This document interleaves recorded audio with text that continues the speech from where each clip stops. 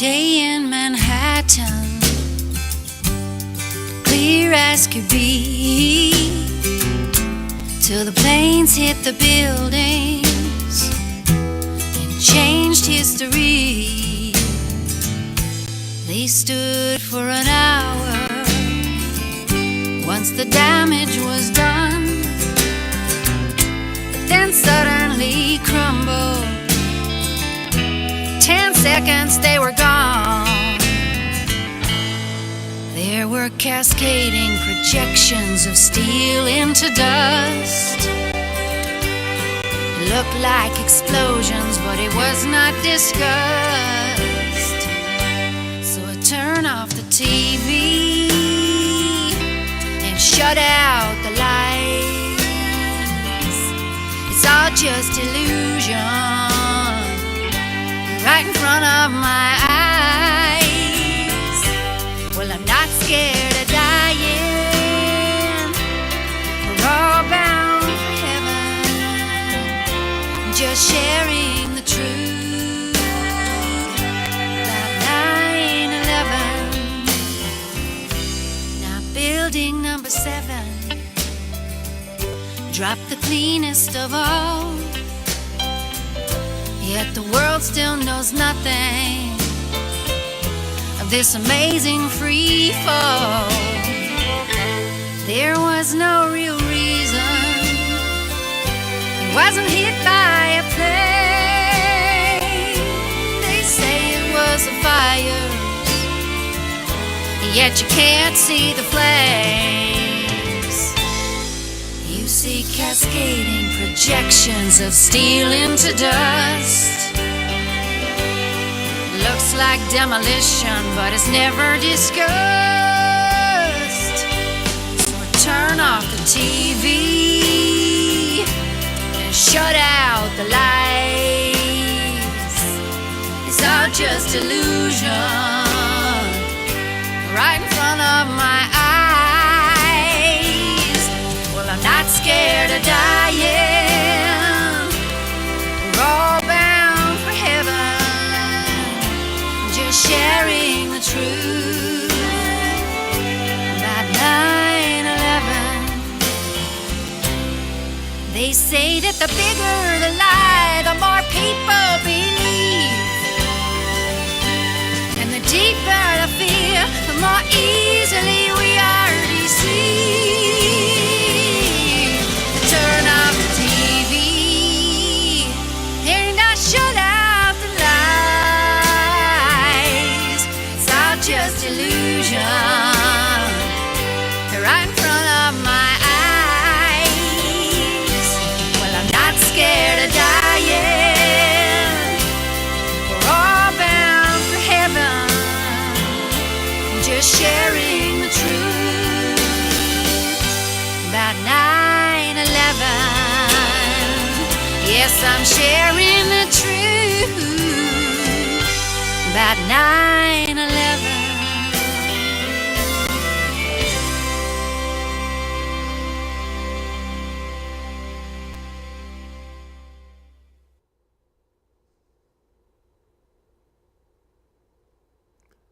Okay, well, how about those Blazers? I can't keep a straight face when I do that. You know, it's funny how many people, I accidentally watched part of the Blazer game last night that they lost and everything. I was watching just at the very end, and it looked like the Blazers were going to make a marvelous comeback, and the camera panned the audience, and the audience was absolutely insane. They were growling, roaring, making animal noises. They were painted up like barbarians. I couldn't believe it. If we could get 1/10 of that, or 1% of that enthusiasm in the 9/11 Find the Truth Before Our Society Dies movement, we might be better off. Now, you know, here it is, what, the 13th year of this show, not of this show, but since the 9/11 problem, and we're still doing it. Why? Well, I'll tell you why. Go ahead and put Taiwan up now if you can, and I'm going to show you this. You know, I would rather be taking pictures. Let me see if I can get this It should be ready to rock. Yeah, you got it. No, Taiwan, put Taiwan up. Okay.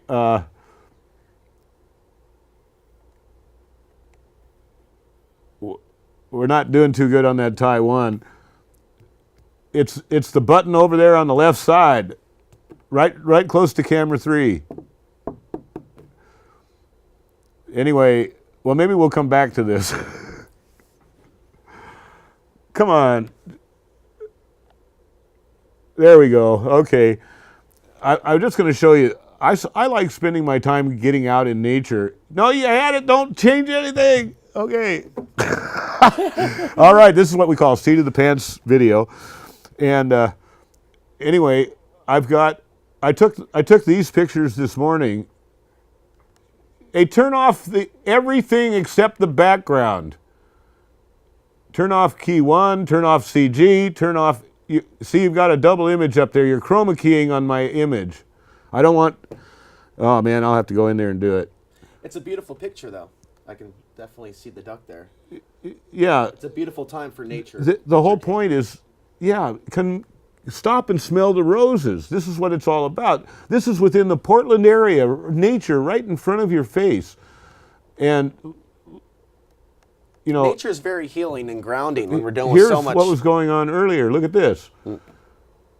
I took this morning just before I came to the show. The geese were going by. It's springtime. Oops, let me go back. This is killer.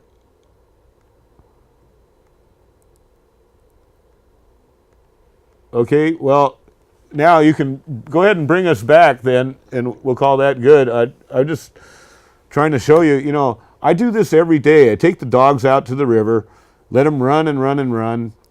That lets them relax while we're doing shows here. And I'm looking in the wrong camera. But anyway,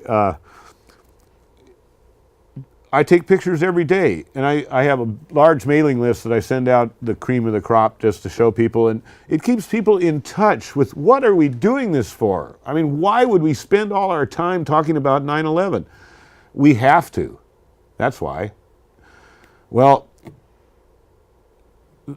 falling back on the state crimes against democracy part of our show, we have Alex here who's been doing a lot of interesting stuff involving downtown Portland. So we're going to just go straight to that, and we're going to show some video from Portland, Oregon, so you can see, you know, it's not just Austin, Texas that has the police problem. It's not just Washington, D.C. So, well, let me explain a few. Thank you for having me back on the show, Bill. I want to give a little background to what people are going to see. First of all, it's going to be back on the show the second time in a month. I've been back about 5 weeks now, and I'm looking forward to having Outside the Box TV with Alex Ansary return, hopefully sometime in July. And since I've been back, I decided to go down with my friend Mike Smith to downtown Portland, where the last couple of months he's been filming the Portland police, and he's got a website. It's filmthepolicepdx.com. Now, there's a number of different reasons why we should be filming the police. After all, we have cameras positioned at us when we go to Fred Meyer, when we go to the grocery store, when we're driving down the street. We have, you know, pictures taking us while we're driving our vehicle. If we drive a certain amount over the speed limit, we get a ticket in the mail. And so in a society where we are literally filmed 24/7, when we are in public places, because of James Chassie, because of Aaron Campbell, because of so many things, so many travesties that have taken place in this very city, it's our responsibility to film the police. So I'm going to be talking a little bit about the filmthepolicepdx.com project and the work of Mike Smith, because I did go with Mike Smith last night to downtown Portland to take a look at the situation.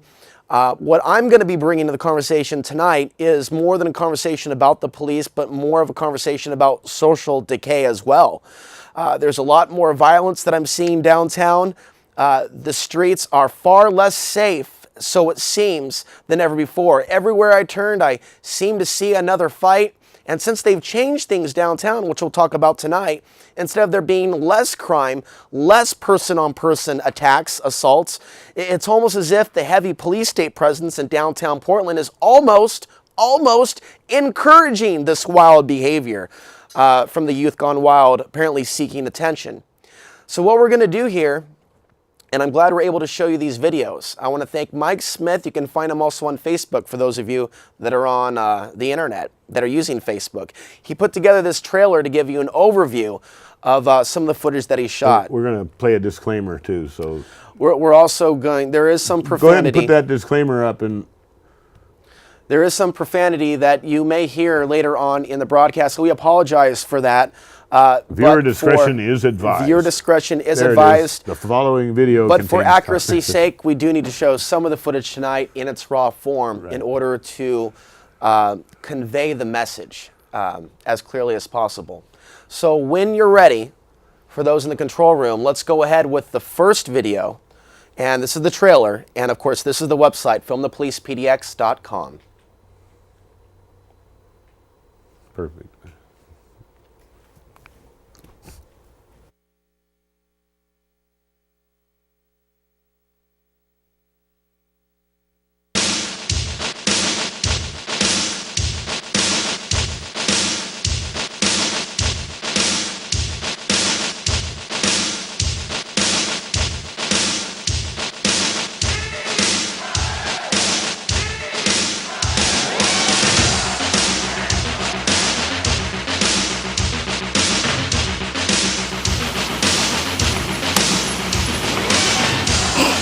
You don't have anything to hide, you don't have nothing to worry about, you don't have to black my camera.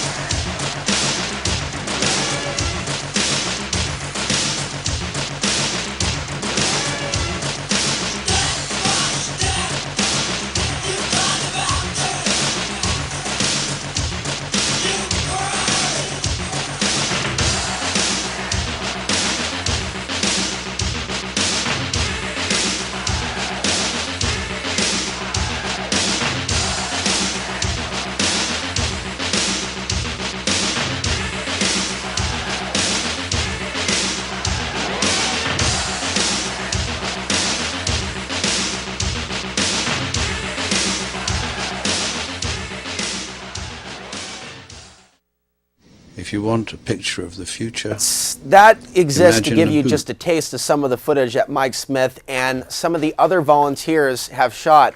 He's been doing this several months to a year, and it's really an offshoot from the Occupy coverage that he was engaged in and protests. And Mike and I have been friends for years. We've done a lot of 9/11 was an inside job outreach. We had a number of different protests that we planned in the Portland area where we engaged in outreach to the community, our community, not just on Access TV, but speaking about this very important issue known as 9/11 was an inside job that Bill talks about every single week. But there's a number of different things I want to draw attention to in terms of downtown Portland. First of all, just to reiterate, I've been gone for 3 years. And at the time of my leaving in 2011, a lot of my shows were in relation to the economic collapse and the social repercussions that we would be facing as a city and as a nation as things would begin to unravel more and more and more. And that includes many people losing their jobs and thus many people losing their homes. And from there, a lot of people traveling and living out of their vehicles. That's something that I myself have experienced as well. So coming back to Portland in 2014, I expected to see a lot more homeless. a lot more people in the streets. And while I've seen that, I've also seen a lot of the money that's come here in the last couple of years.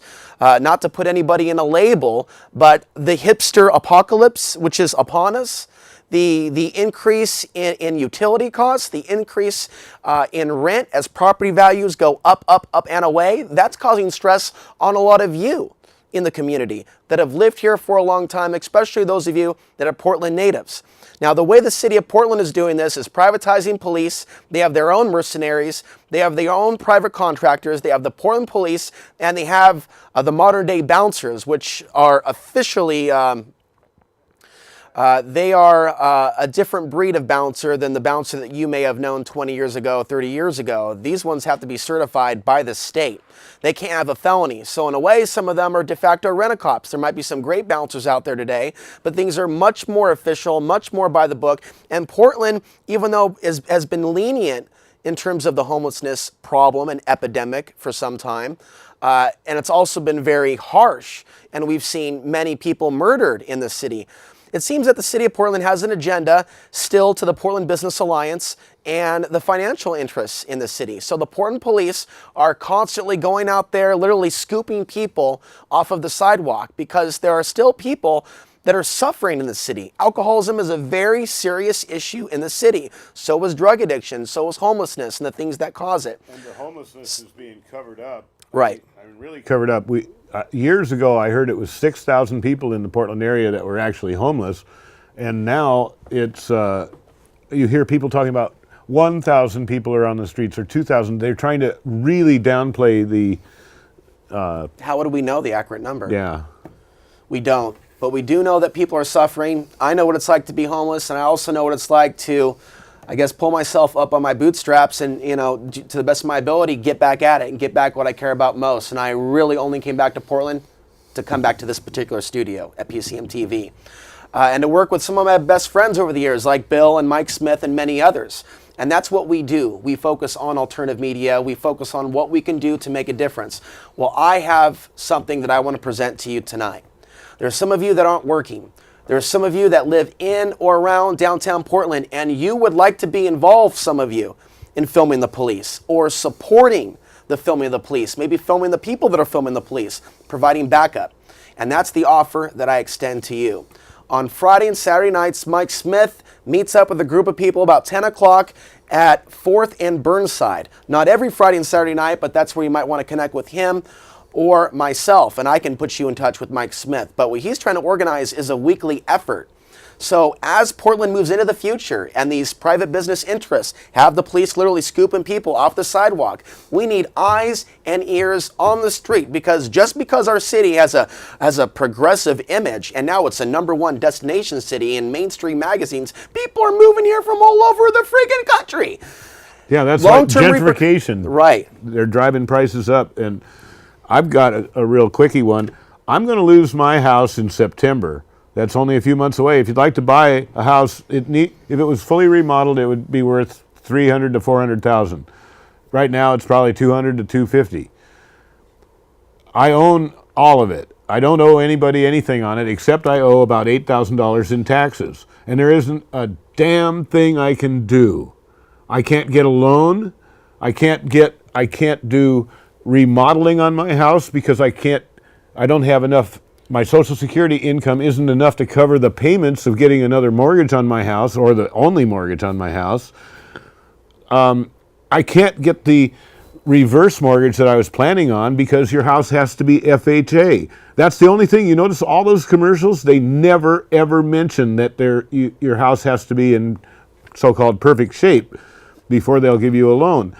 I tried to go to loan places, even what they call hard money lenders that charge as much as 10%.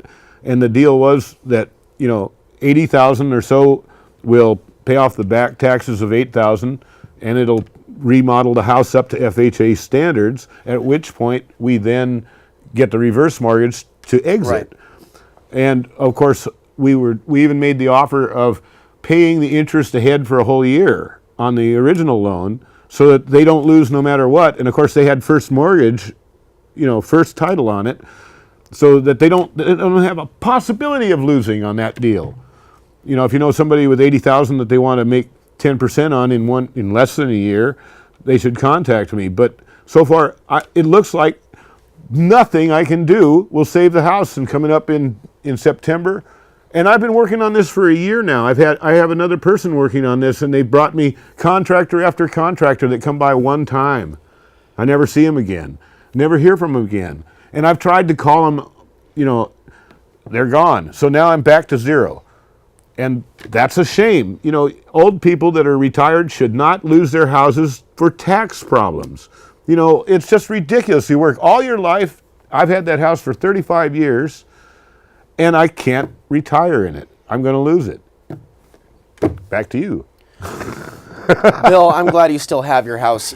I know that you were facing this issue a couple years ago, and keep me abreast of the developments with that. But on the topic of the economy, there's a couple things that you mentioned that I want to bring up. As things continue to regress. Video's ready, by the way. We'll go to video 2 in just a moment. Let me just preface with this. More people are going to be displaced and have to leave from Portland. And we're already seeing a lot of people having to go to the east side or to go to the far west side. Or in my situation, I just left the state. I went to Dallas, Texas. Then I went off the grid in Colorado, then Kansas City, Missouri. And then after 2.5 years, I came back to Portland. And like I said, it was this recent migration to Portland. I don't know whether it was 30,000 or 50,000. It's had an impact. And a lot of people have seen it. I've asked people for job leads. No job leads have come in. No housing leads have come in. Now, I am managing, and I'm doing all right. But that's because I'm very focused and driven. And I consider this facility my home. Some of you that have seen my shows before, you understand that. You know where my heart is. But let me tell you this, and we're going to go to the video in just a moment. For a person without a home in this city can contribute to a very serious mental issue, mental health issue. For a lot of people, this city is a very intense city to be on Skid Row, to have nothing, to wander around in circles. It's something about the energy. I don't want to get too mystical on you in this particular program, but Portland's got history. It's got a certain destitute history. It's got a Shanghai history. And in a future episode, I'm going to talk about the history of Portland. So when people are on the streets and people are on Skid Row, by the way, a term that originated in Portland, it's very difficult on the psyche, on mind, body, and spirit. It's been very difficult on myself the last week, living in my truck, living in my canopy, knowing that I can be doing certain things or jobs if they were available. But let's talk about the economy. Everywhere I go and apply, it's a teenage girl in management that seems to be scrutinizing me more for my looks than my qualifications. And I've heard this report from other people. The way that the system is turning man against woman, woman against man. And it's very hard to see. But we need to bring the conversation back to our focus, which is filming the police. And that is a way that we can be the eyes and the ears of our community. I also believe that public safety is plummeting more and more. And I don't see a bright side to Portland's future on that level, which is why we have to be vigilant. I'm not promoting a guardian angel type of a system per se, but the idea of being people on the street that are watching out for each other. You know, we become a society where we're taught to only care about ourselves. And now we're facing the repercussion of such attitudes. So let's go ahead and play this video. What you're going to see is something that took place several weeks ago, where a security officer at one of the bars next to the Shanghai Tunnel, I believe it's something Kit or Cat related bar, the Cat bar, the Kit bar, right next to Voodoo Donuts. The security guard, for whatever reason, was involved in an altercation with the patron and punched him in the mouth. You'll notice in the video there's a man with a bloody mouth, and after a period of time, the security guard gets in the face of my friend Mike Smith because he has the guts to film the police making the arrest. So with that, let's roll the video. I'm rapping my temples! Please, they rub your clit! Hey, police, you better calm down, all right? Portland police. Stay down. Stay down, all right? What the fuck? It does not take 3 people to win. Is y'all niggas weak? Y'all is the police. The fuck? Y'all stalking at me. Hey, Portland police. Nigga, I can get this nigga. Y'all know pressure points, nigga, so do I. The How many hours in a holding cell are you gonna spend? This shit is disrespectful, yo. He got it all. I would have been even more mad if he was black, yo. Hey, I'm Mexican. He's Mexican. I don't know. I ain't got nothing. It really don't matter about the color, bro. Shit's fucked up. Police Portland. I'm right outside the Kit Kat Club. It's about midnight on Saturday. Can I get up? This guy's being detained, pinned on the ground. Hey, baby, how you doing? Okay, so I'm going to be doing a little bit of brief narration. We're police now, so I'm here to document. But again, this is the Old Town, Chinatown area. This was several weeks ago, and a man is down after being either knocked out or punched by security at the Kit Kat bar. I love it. Tastes yummy. Now, because we're limited on time, This is Mike Bluehair reporting from Film the Police Portland. go ahead and skip forward a couple minutes. Outside the Kit Kat Club. We are streaming this off of YouTube. We'll just skip forward a few minutes, and once we do that, we're going to jump towards the. So let's just jump forward a few minutes and watch as this person is picked up.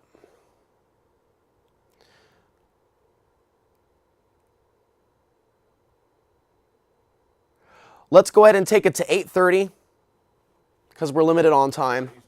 Okay. Security thought he was under the influence. Okay, let's take a look at this particular scene. 5 beers. Really? Well, I think they may be calling. How you doing, Jason?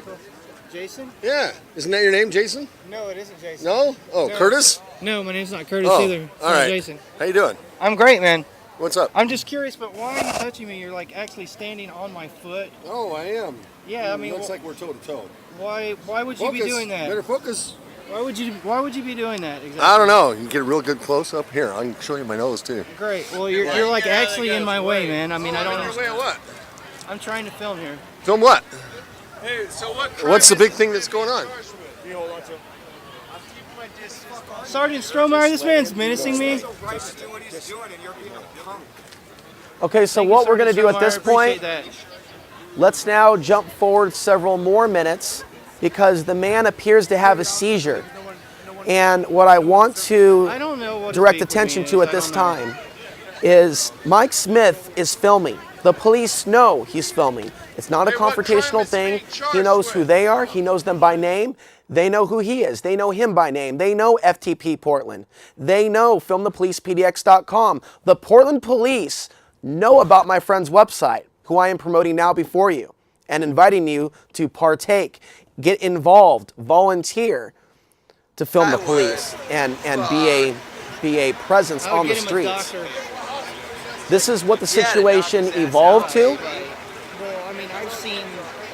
And it appears that he may have defecated in his pants, obviously a very embarrassing situation. We don't have the details as to why he was punched to begin with by security, other than the fact that he was, quote, he committed the crime of being intoxicated. Funny how we live in a society where they promote alcohol, that they promote these things, and then when you partake in these things, they hurt you, they hog tie you, and then they call the wagon, okay? They call the white van.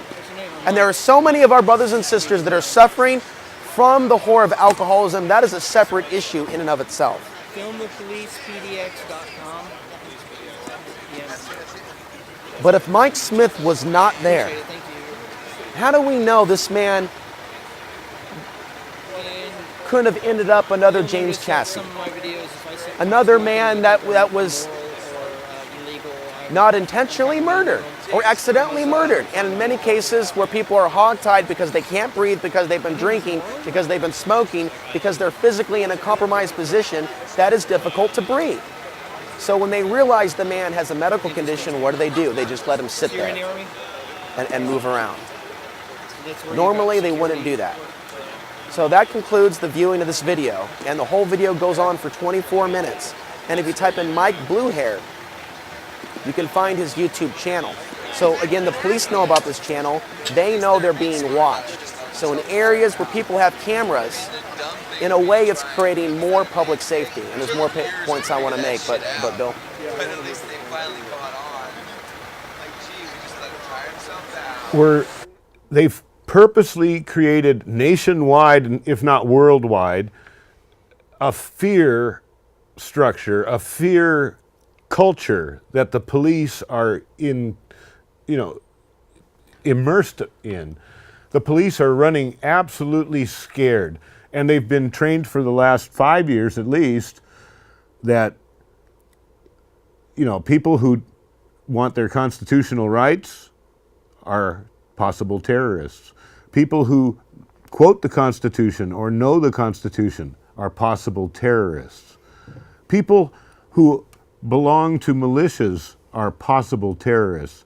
People who advocate gun rights are possible terrorists. And you could keep going down the list. It turns out that virtually every classification of ordinary citizen that you can think of has been declared a possible terrorist. The cops are running absolutely petrified, scared, because they actually believe that bullshit. You understand what I'm saying? Our culture, everybody sits back and they watch cops just do mayhem to people. And why are they doing that? Because they're scared to death that they might get hurt. By what? They don't know. They aren't stopping to reason it out. They don't care if the person is unarmed, lying on the ground, shivering from multiple taser shocks. They're still terrified of that person, and they're going to do more to him if they can. And it's not because the individual cop is a bad cop or a bad person. It's because they've been systematically programmed to be vicious. And that's now evident in the videos you've just seen. So I'll give it back to you. That's just my humble opinion. And a very important one. And I want to summarize a couple points before we go to the third video. But the toys that these police are getting are, it was years ago you were talking about the militarization of the local police. And now with the gear that they've got, they look like RoboCop. It's something out of a movie. Literally, it's a gateway to the future with these guys. The little cameras, and some say that creates more transparency because they're being filmed. But what about the tasers? What about the other weapons? And it wasn't that long ago. It was actually about a decade ago that they actually created, I don't think they have it in Portland in use, but they were testing it in some other cities like Los Angeles, a flashlight that would actually make someone throw up or puke. So there are these psychotic technologies that are being developed for military application and police application, and we live in a... You use the right word, psychotic. Too, psychotic is right. It takes a special type of psychotic sociopath to fill those boots, but I don't believe that every cop, which brings me to my next point, is evil.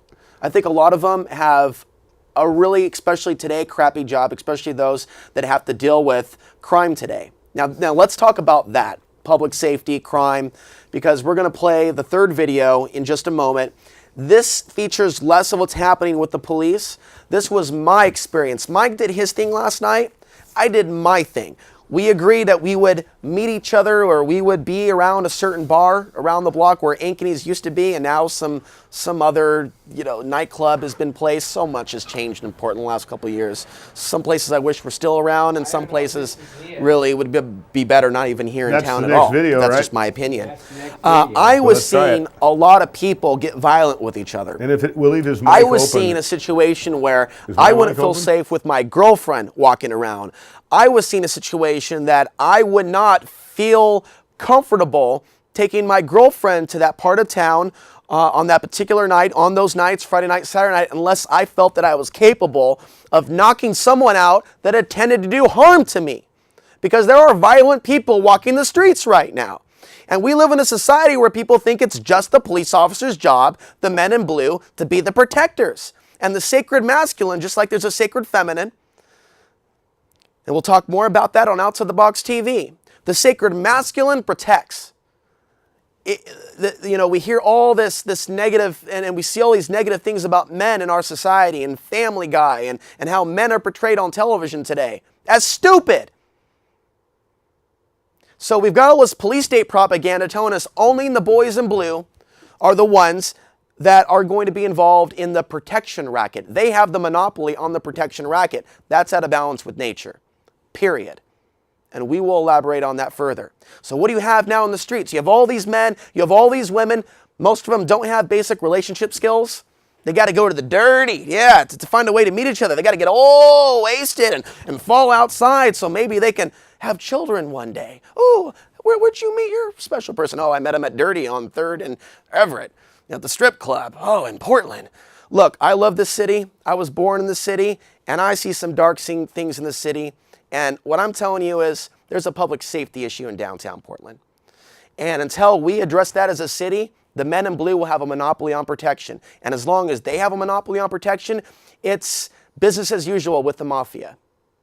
It is business as usual with the Portland Mafia, with the Portland City Alliance. We, the people of Portland, have to be vigilant eyes and ears on the streets of Portland, which is why I advocate these weekend meetups at 10 o'clock Friday and or Saturday nights in and around the Chinatown gates of 4th and Burnside, because it's not safe, ladies and gentlemen. And I think that there needs to be basically people keeping the peace that aren't police officers, that are willing to do it themselves. And I don't just mean downtown, I mean throughout the city, and I mean throughout the country for those watching on the internet. Bill, any comments? Because, yeah, this video is going to be, it's not super violent, but all these things happen within an hour all around me, and I found it fairly synchronistic and coincidental. No comments. Let's just go straight to the video. But one more point. So they have a police state down there with basically the streets shut down, right? And they have it open. Oh, just walk wherever with your drink. Oh, you're free now. You're free now. But we're going to stand over here, and the second you get out of line, we're coming for you. And so what I'm seeing is a whole criminal element. I'm seeing all these, you know, even Persian and Arab kids acting like they're gangsta, you know, with their pants down to their knees and stuff. It's like because there's police there, they're attracted to it. Ooh, it's a big it's like a big circus to some of these kids that watch cops on TV, they play the violent video games. They go down there. I've seen people square off in front of the cops. Yeah, now I've got an update kind of on what I was talking about, the cops being trained to be afraid, and they're also being, as Alex was talking about, militarized. And we have our Portland police finally getting in bed with the FTTP. What is that? Yeah, JTTF. Or what Joint Terrorism Task Force. And Randy Leonard in 2010 was the only, wasn't a fan of him, he was the only city council member to stand against it. Adams, Nick Fish, everybody else, they all voted for the JTTF. And isn't it funny how they all stood down in 2012 and let the new guard come in? The new city council. Yeah, they incrementally take your rights. You know, they incrementally, one little by little, and each one, I mean, they don't have to do it all at once. That's how we got where we are now. Just little by little, you know, we can give up that much, we can give up that much. Each time we can give up that much. Well, back to the cops being trained to be afraid. They're also completely armored. I mean, they have shin guards, they have bulletproof vests, they have helmets, they have face guards, they have big fancy gloves with probably lead lining like the old mafia used to do. I don't know. They look like scary men. And of course, they're armed with tasers and pistols and clubs and everything else like that. And so it's the old expression, you know, if all you've got to fix things is a hammer, then all your problems look like nails. And that's what's happening with the cops. The only tools they have to deal with stuff now are vicious, tremendous weapons of force. And they're going to deploy them. You don't give somebody that type of tool and expect them to not use it. And tasers have caused almost 1,000 deaths over since they've been started to be used. I've heard it's 1,000. Correct me if I'm wrong, but any death from that shows it's not a viable, you know, less than lethal weapon. And, well, it just boils down to, if you take all that military entrapment off the cops, take away everything except a simple revolver sidearm like they used to have, it's not, you know, it won't be stop or I'll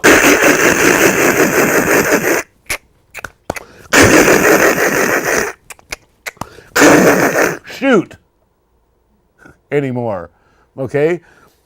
If a cop goes into a situation and has to live in the area that he polices, has to walk the beat without a armored police car, by golly, he's going to be more human. And people are going to respect him. And people are not going to be afraid of him. And he won't be afraid of the people. It's a win-win situation. But no. And now picture these poor cops that are being set up to be nothing more than security guards for the rich. who are building underground shelters. Yeah, it's a paranoid thing. No, they're building underground shelters that's supposed to be continuation of government and everybody else that's friendly to us. And who's going to be their security guard? Well, that's just what they're doing. The police don't want to be a security guard for the elite against the rights and privileges and Constitution of the United States, the rights and privileges of the people and their Constitution. The police don't want to do that, but they're in that position. And that's why they're being trained that everybody they see is a danger. Because everybody they see will be a danger if the elites just keep going the way they're going. You instead of spending the billions and billions of dollars buying up all the rounds of of weapons they don't even use, and being so afraid that they have to stock underground shelters and things like that.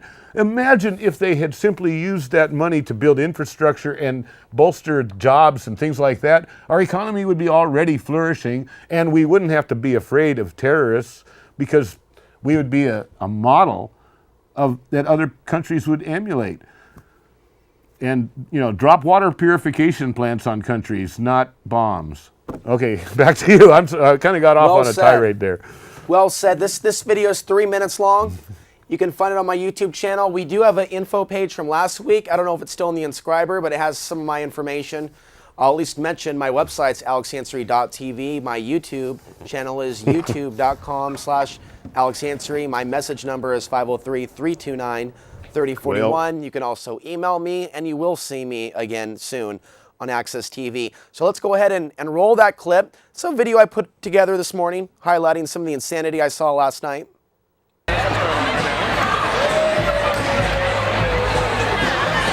Basically here at the bar crawl in Portland, Oregon on weekends and nights like New Year's Eve, the police block off the street and this guy came past the barriers and the police are detaining him now. Who knows what's going on? It might be a DUI stop or something, but they're talking about his ID and whatnot. So who knows what may or may not transpire. Little tongue twister. While they're looking for that clip, I just want to say, again, we live in a climate where it's promoted, it's pushed on us to drink ourselves into oblivion.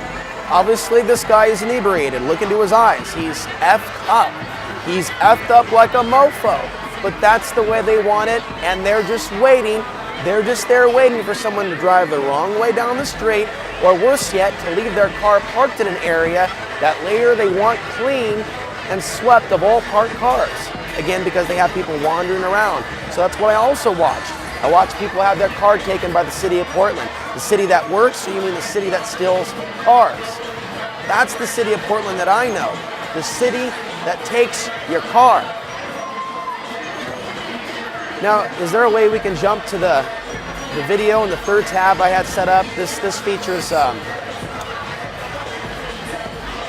features, if we have that video still up on the third tab, some video that I took in Portland last night. Features some of the fighting shenanigans. There wasn't this video though.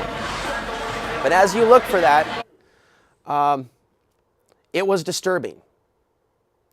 And so the future of Portland is going to continue to be filled with these challenges, and there is no easy way around it, but some form of active participation in our community. And Access TV, I just got to say, just to give it a quick plug, this is one of the biggest assets that the city of Portland has ever had. This is like one of the, they did a show, Portlandia. Portlandia, they missed a lot. I haven't watched Portlandia. Portlandia, for those of you that don't know, is a TV show about Portland that became very popular on mainstream TV, and it's something that has contributed to the mass migration pattern that we've recently seen with these people coming in from all over the country, because they've heard so many great things about Portland, and some of these people have come from places where the rent was already $700 a month, $800, $900,000 per room. San Francisco, the rates there are astronomical.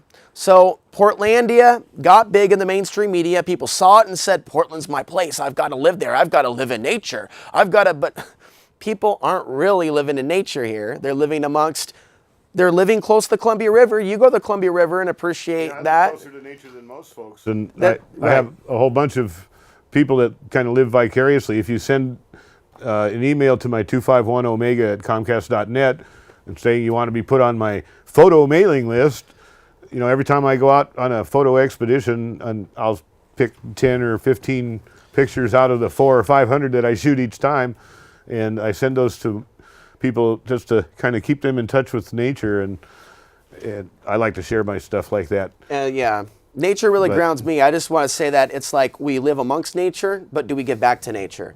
And I feel like Portland's always traditionally attracted, from Lewis and Clark to the offspring of Lewis and Clark and others, to the loggers, to the sailors, to the Shanghai tunnels, to the trafficking of humans that took place in our city. Okay, that's how we were founded.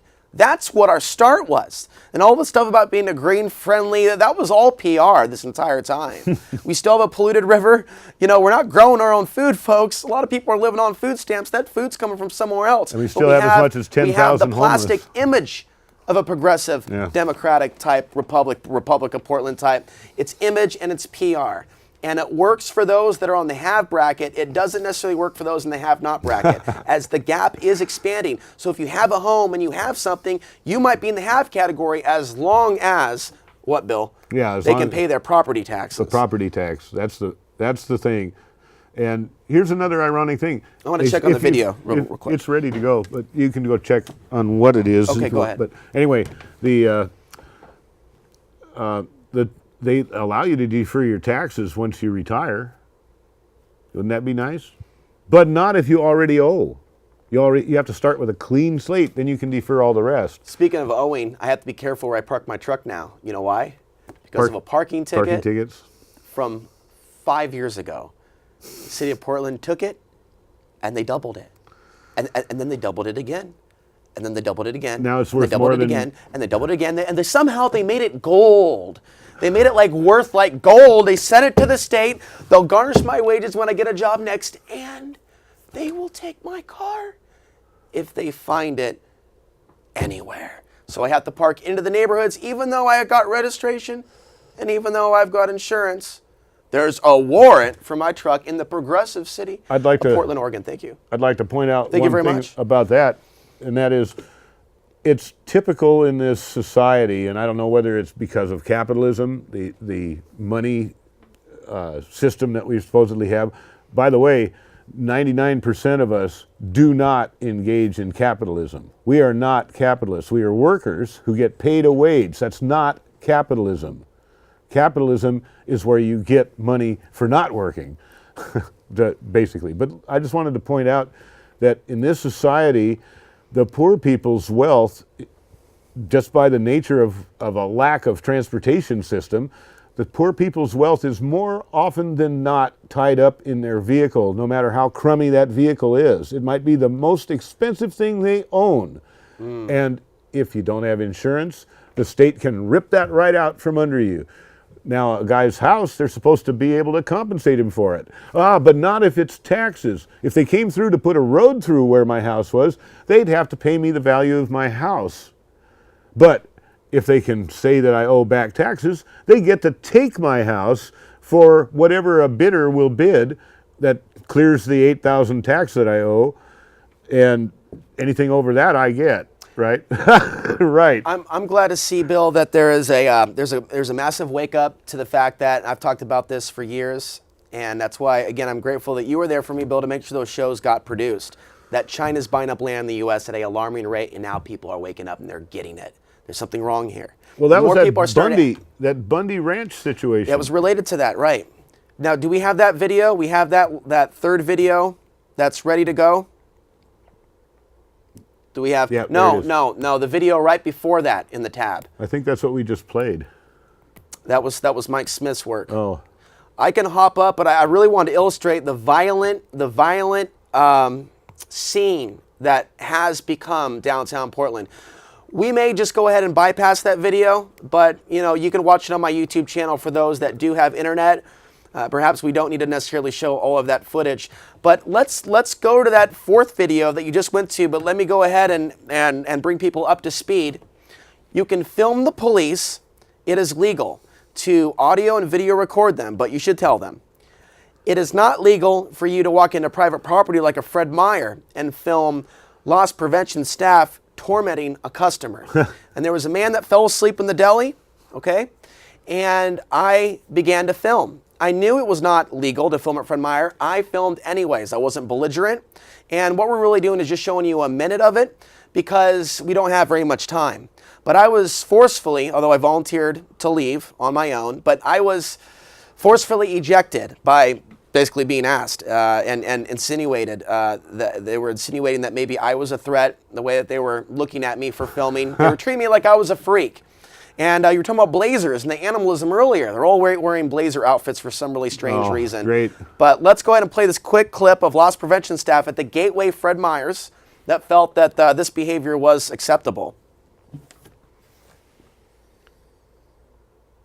Not sleep in our store, okay? We've come to you, talk to you. We're done talking, okay? All right. Now please skip 2 minutes into this. Just 2 minutes in. What was that again? Because so is it's that minding your own business when you're recording us? And you still are? Absolutely, for my own protection. That's fine. Oh, for your own protection. You guys are really arrogant. Do you understand what I'm saying to you? So what are we going to do to you? Absolutely nothing. But you are going to be rude while you are employees of Fred Meyer to a customer. So I do want your names. Sir. I am calling Fred Meyers. Good for you. Okay. So can I have their names? I will stop recording now. Yes or no? I already gave you my name. It's on the video. So I'll get a pen. What do you need from us? Was there? I'm just on my way out. No. Let me sum it up. I don't know what happened. I was recording in case something. All right. Let's skip forward a few more minutes because I was observing that this was actually going on for the last hour. With the gentleman. Yes, you You're are. recording us and distracting. I want all three your names. You can call back after you've left the property. My name's LP? Yeah, we'll take phone calls if we'll just get brief statements. You can call and get it. What is your first name? You can call Fred Meyer and get it. His name's LP also. As you escort me out, let me make sure I left anything. Let's continue. All three Fred Meyer employees have denied giving their names. Everyone else is allowed to have a badge. Ma'am, I'm stepping outside. Please come out. Okay, so we've seen enough. We've seen enough. And so we live in a culture. Welcome to the police state. I am being escorted out for filming. Being escorted out of a private property. That's right. I am being escorted out for filming at Fred Meyer's. Okay, so we're good on that. Right. And like I said, that other clip can be found on YouTube. So go ahead and we'll kill that video. And if any phone calls want to come through, we'll take your phone calls at 503-288-4442 or 503-288. Just 4448. 4448 rather. Skip the 4442. We're almost out of time, folks, though. We got about 4 minutes left, so if there's a way you can summarize your statements, that would be great. And please turn off your TV before calling. Yeah, at least turn down the volume. Yeah, otherwise you get feedback. But there is a way people can contact me, and it's alex_ansary@hotmail.com. And like I said, we're going to be meeting tonight around 9 or 10 o'clock around the Chinatown, 4th and Burnside, West Burnside area. And if you can contact Mike Smith, we put up the websites earlier, you can get involved with Film the Police Portland. Another great activist that does primarily, if not only, Portland subjects is Joe Anybody. So if you go to YouTube and just type in Joe Anybody, you'll go right to his YouTube channel, and almost any event you can think of, he covers. I mean, it's amazing how good he is. He filmed a Portland cop that was shaking down two guys downtown. That video made it to InfoWars. Oh, cool. And that was a couple years ago, and I saw that. Okay, we got a phone call. First caller, go ahead. You know, I just want to say, you know, Alex, I don't want to come off as sounding like arrogant or whatever. Not hearing the caller. Personally, but yeah, we don't hear anything. If you don't like Portland, you know, maybe you should try and go back to Missouri. Maybe we have some technical issues. Oh, okay, he hung up. But if you got cut off or anything, just call back, and we'll try it again. we just decided at the last minute to take phone calls, so we just set it up. Michael Rupert, we were talking about him last week. Oh yeah, that's collapsenet.com for more information about Michael Rupert. Right, an associate of Michael Rupert's. We want to thank him for calling in last week. Since last week, I have listened to Michael Rupert's last radio show. I have watched Apocalypse Man, which is a documentary about Michael Rupert.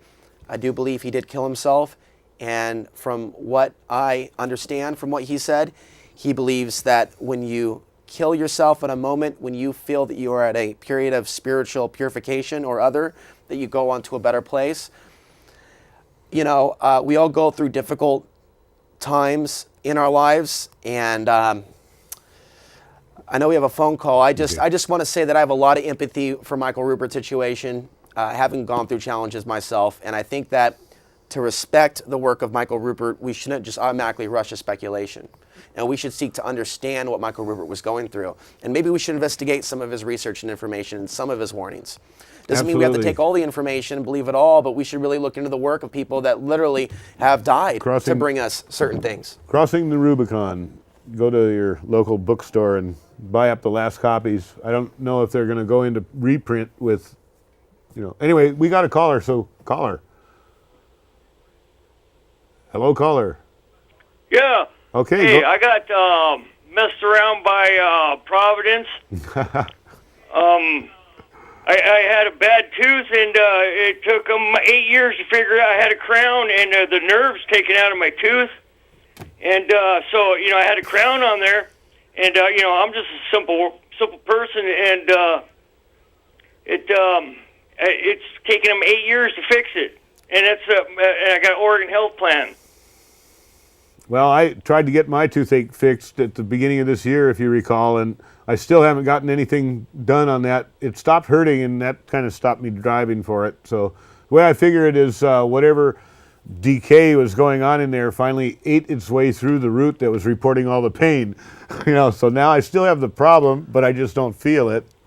I think that's probably worse, but they say it's risky to do if you have fillings, but I do it, and it's coconut oil pulling, and it is a great way to take care of your teeth other than brushing. And it's good for the gums, especially those with periodontal disease, when your gums are in regression.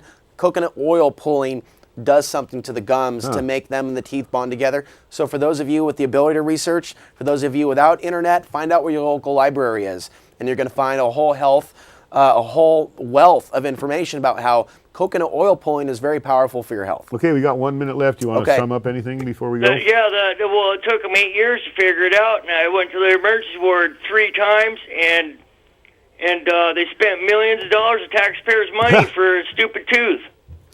Well, I want to thank you for your call. Definitely, we need to address more issues relating to the economy and healthcare and so many other things.